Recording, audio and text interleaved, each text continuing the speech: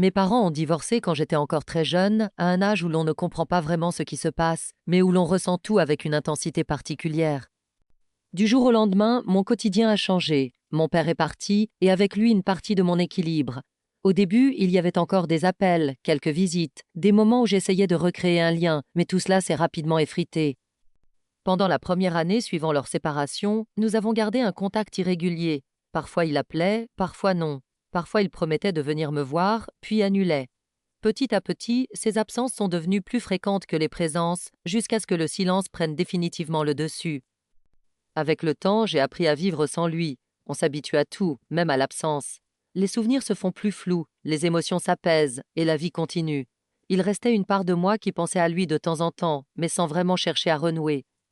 Je savais simplement, par des bribes d'informations, que sa vie n'avait pas pris une bonne direction. Des membres de la famille évoquaient parfois ses difficultés, souvent à demi-mot. On parlait d'alcool, de solitude, d'un isolement de plus en plus marqué. Je n'avais jamais cherché à vérifier ces rumeurs. Une partie de moi préférait ne pas savoir. C'était plus simple de garder une distance émotionnelle, de ne pas rouvrir quelque chose que je pensais avoir refermé. Mais au fond, il y avait toujours cette petite inquiétude, diffuse, qui revenait parfois sans prévenir. Les années ont continué de passer, presque sans que je m'en rende compte. Mon père était devenu une silhouette floue dans ma mémoire, quelqu'un que j'avais connu autrefois, mais qui ne faisait plus vraiment partie de ma vie. Et pourtant, certaines nuits, son souvenir revenait de manière inattendue, comme un écho lointain.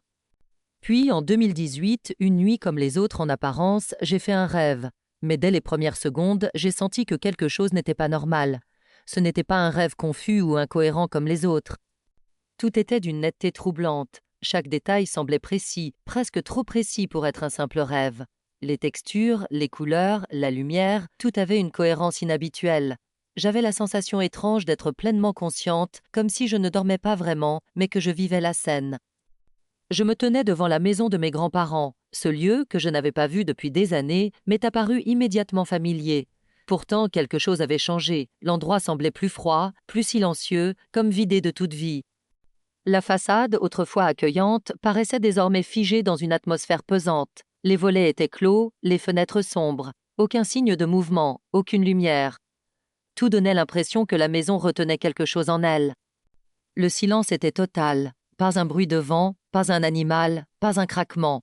Ce silence n'était pas naturel. Il était lourd, presque oppressant, comme si le temps lui-même s'était arrêté autour de la maison.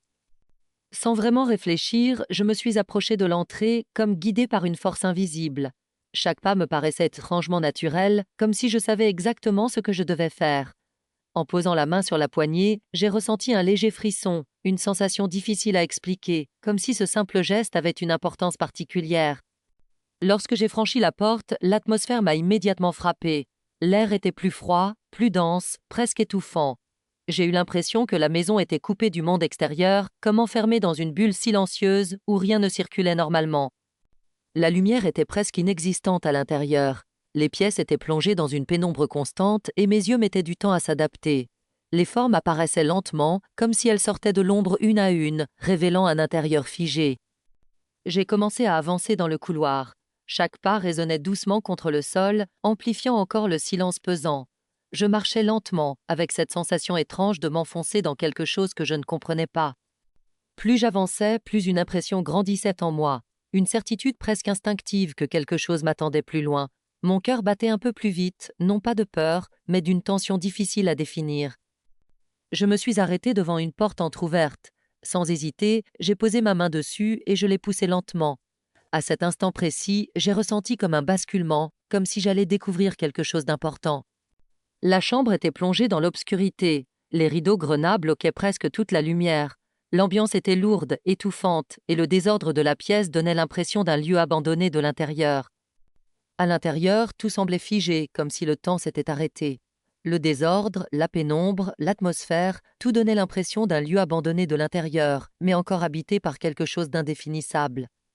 Quand je suis entrée, je l'ai vu, mon père, assis au bord du lit, immobile, le regard fixé sur moi. Pendant quelques secondes, je n'ai pas bougé, comme si mon corps refusait d'avancer, comme si le temps venait de ralentir brutalement. Il était là, juste devant moi, et pourtant, quelque chose n'était pas normal. Il avait l'air épuisé, pas simplement fatigué, épuisé au point de ne plus rien pouvoir contenir. Son visage était marqué, ses traits tirés, comme s'il avait traversé quelque chose de trop lourd. Son regard ne me quittait pas, mais il n'y avait ni surprise, ni réaction, juste une présence, vide, presque absente. Autour de lui, des vêtements étaient entassés partout, sur le sol, sur le lit, sur les meubles. Un désordre total, figé, comme si rien n'avait été touché depuis des jours. La pièce entière donnait une impression étrange, difficile à décrire, celle d'un endroit abandonné, mais pas vraiment vide. Je suis restée là, sans comprendre, à essayer de donner du sens à ce que je voyais, sans y parvenir. Tout me semblait réel, trop réel. Puis, brusquement, je me suis réveillée. L'impression ne m'a pas quittée. Elle était toujours là, intacte. Comme si ce que je venais de voir ne s'était pas simplement passé dans ma tête. Le lendemain, sans vraiment savoir pourquoi, j'ai décidé d'aller le voir. Quand je suis arrivée, j'ai senti immédiatement que quelque chose n'allait pas. Je suis entrée. Et là, j'ai découvert exactement la même scène. Mon père, assis au bord du lit, immobile, le regard fixé, les vêtements partout autour de lui, la même pièce, le même désordre, la même atmosphère. Rien n'était différent, pas un détail. Quelques jours plus tard, il est décédé. Depuis, je n'ai jamais réussi à expliquer ce rêve. Et si toi aussi tu aimes les histoires mystérieuses, les témoignages troublants et les événements difficiles à expliquer, pense à t'abonner à la chaîne. Ici, une nouvelle histoire étrange arrive chaque jour et certaines pourraient bien te faire réfléchir longtemps après avoir éteint la lumière.